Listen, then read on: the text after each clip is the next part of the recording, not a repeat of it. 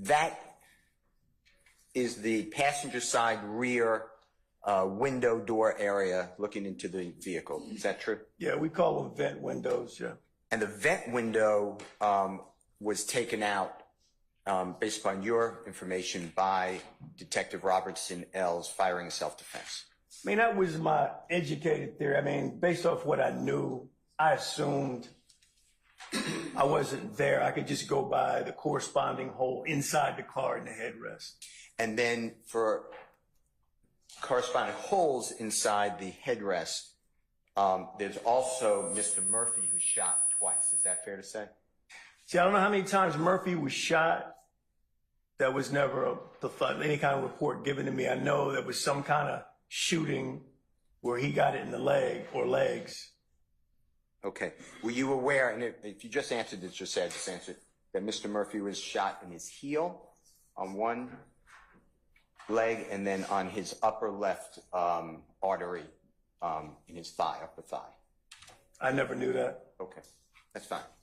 Now, how many shots fired did Robertson L get off when he was thinking that he and his partners were in danger of getting killed? I don't remember off the top. I mean, he was administratively dealt with by the supervisor before I got there. At some point, I believe Detective Velasquez took an inventory of what he should have had in the gun.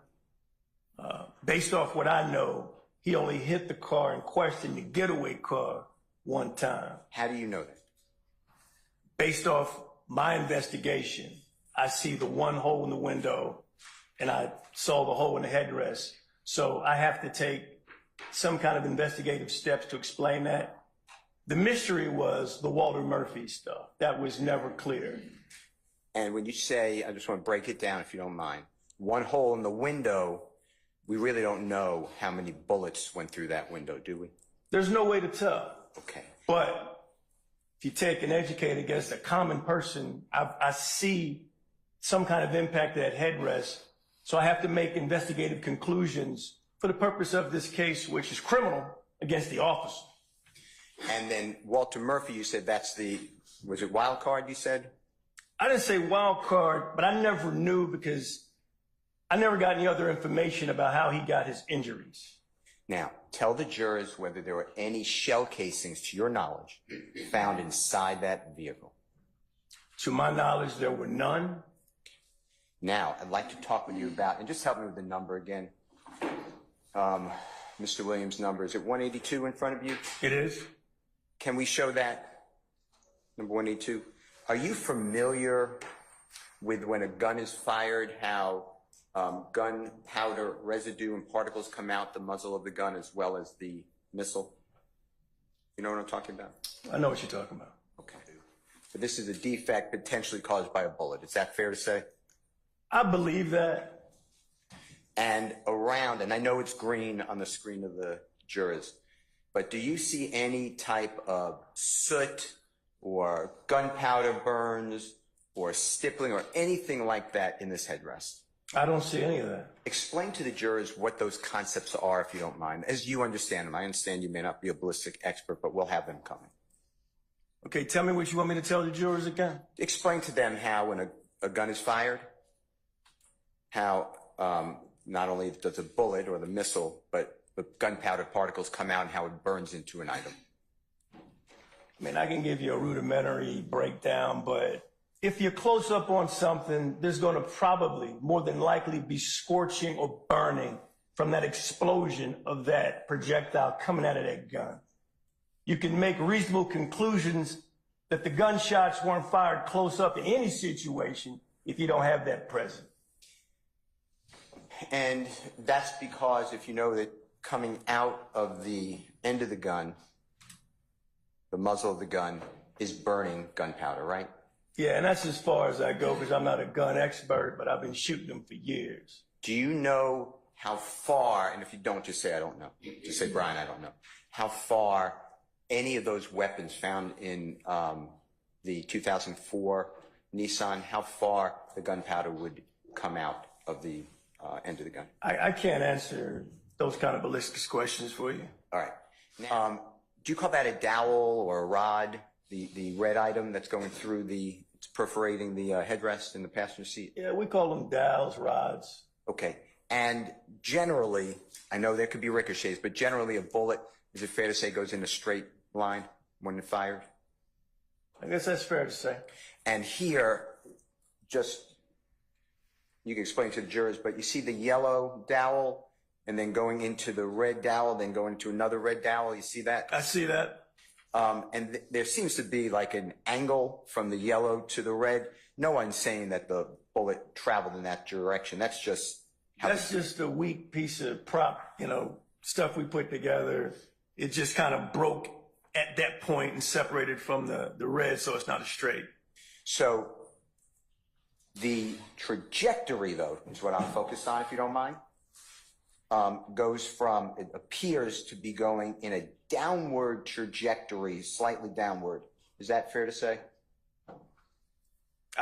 Through the headrest, by the way. Through the headrest, yes. Okay. And the way I get that is it appears, at least from this picture, we could look at other pictures, that the exit towards the front part of that headrest, towards the front seat, Yes. is lower than the headrest on the back part of that headrest. Is that fair? I think that's fair to say. Okay. So assuming a bullet goes in a straight direction, if a person, let's say in the back seat, fired that weapon, the gun or the muzzle of the gun has to be at whatever angle can make that, has to be higher than the entrance wound to the headrest to make a downward angle. Is that fair to say? I can't speak on that.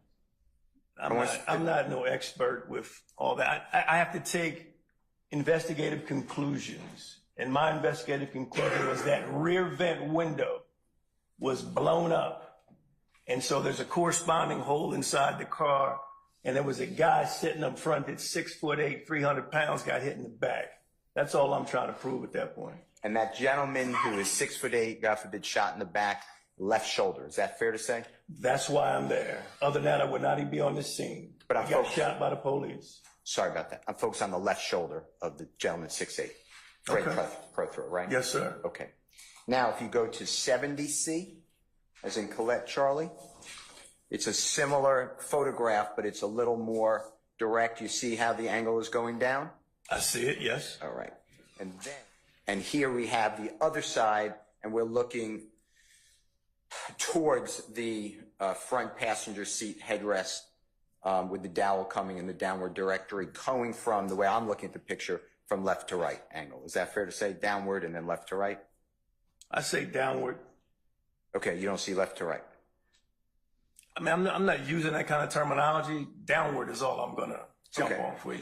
Now, let's talk about, do you recognize in 172C, as in Colette Charlie State's Exhibit, do you see what's purported blood on that headrest? I mean, I don't know if that's blood or what. I mean, I can't tell. It probably is. Okay. The brother got shot in the back. He's bleeding. And you also told us that from your knowledge and belief, shot in the left side shoulder area. Fair to say? I don't remember unless you can show it to me, but I know that he got shot in the back. Okay. Okay. All right. Now, the gentleman in the front seat, to our knowledge, is 6'8". You've said that multiple times. Fair to say? Yeah, he's a big dude. And if he's shot in the shoulder area, something pressed, if that is blood, to the headrest left side. Fair to say? Okay, one more time, Mr. Steele. Sure. Something pressed up. That's a press wound, right? That's a blood transfer. Objection on I don't- speculation. I stand the objection.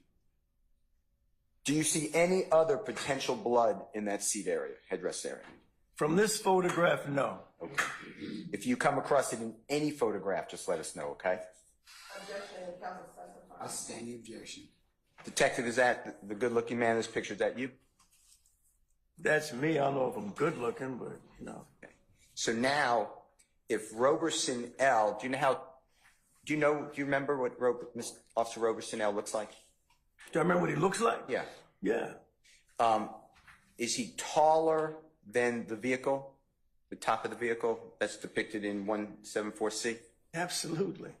And if he's shooting a weapon from outside the car into the car in a downward angle, would that be consistent with him standing near the car, shooting into the car? Objection, speculation. I stand the objection.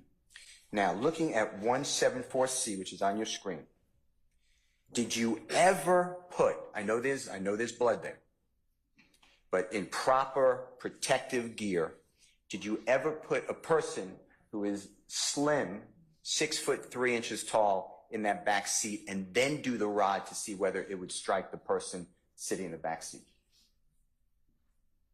I did not. You told the jury earlier that you would surprise, it may not be the exact quote, I'll get you the quote.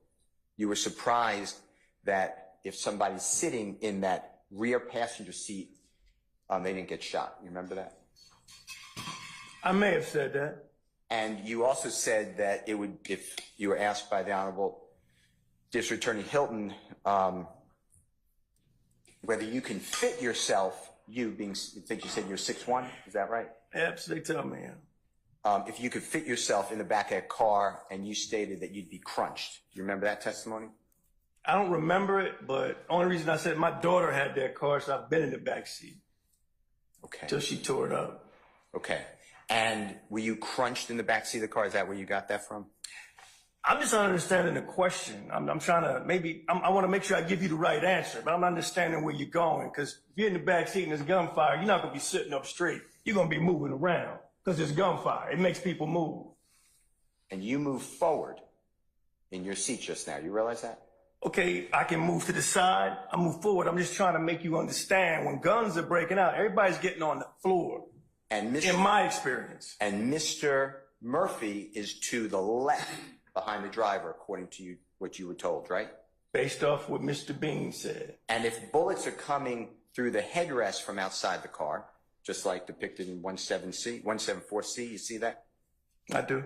And if bullets are coming across the back seat into Mr. Murphy, into his leg and heel in a downward direction from outside the car, I stand the objection. how would the person, as you know, in the back of that car not get hit? Objection, speculation. On the right-hand side. Speculation. Stand the question. Did you do any type of experiment? It's a simple experiment. Did you do any type of experiment to determine whether a person sitting in that back seat, where those bullets to Mr. Murphy and the headrest, and how they would miss him? Did you do anything? I did not. I just have common sense, and I've been around a lot of gunfire, and I've written a lot of reports related to people getting shot or getting shot at. I can only go by my experience. Folks don't sit up straight when gunshots are going down. Just my experience. Now, I'd like you to look at 167C, as in Colette, Charlie, it states exhibits already admitted into evidence. How much room, if you measured or did something, how much room is there between the rear seat, where it is, and the front passenger seat? I can't tell you how much room, but I know I could get back there because I've been back there in my daughter's car before she tore it up. Did you do it in this case? Did not. Okay. Now, you see on 167C what purports to be blood in the back of that car? I believe that's blood. And is it true that law enforcement pulled Mr. Murphy out of that car, Mr. Walter Murphy? So I don't know how he got out of the car because I wasn't privy to actually witnessing that. I'm only going by the officers that responded that detained both he and Mr. Prothro, what they told me. I don't know which side even took him out of the car. And do you know that law enforcement took Mr. Murphy out of the car? I don't know that they took him out. I don't know if he got on his own free will, of his own power. I'm not sure. Do you remember writing an affidavit that you swore to that Mr. Walter Murphy was pulled from the records by police? I could have said it, but I don't remember. What's this, the search warrant I did? Yeah. Okay. You can look at anything you need. I'm interested, actually. It has to be What, the first, point to where you want me to go. That'll make it go faster. first line. Okay. Does that refresh your memory? Let me see.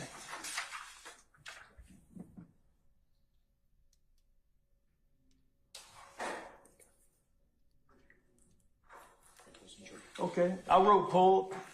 Thank you. I'll concede to that, but I'm writing a warrant to a judge trying to get the permission to get inside that car legally. I'm sorry, I was, Yeah, so what I said was, I used the word pulled. When you're taking somebody out of a car, pulled. They probably did, but I wasn't there. So I added that to give the judge that's going to sign that warrant a picture of what was going on, which would legally allow me to get inside that car if he felt that I had that in fact, that right or that permission. and a warrant, just jurors may not know how to get a warrant. That's on oath, right? Same oath that you take today. It's oath. It's what you believe at the time, yes. Okay.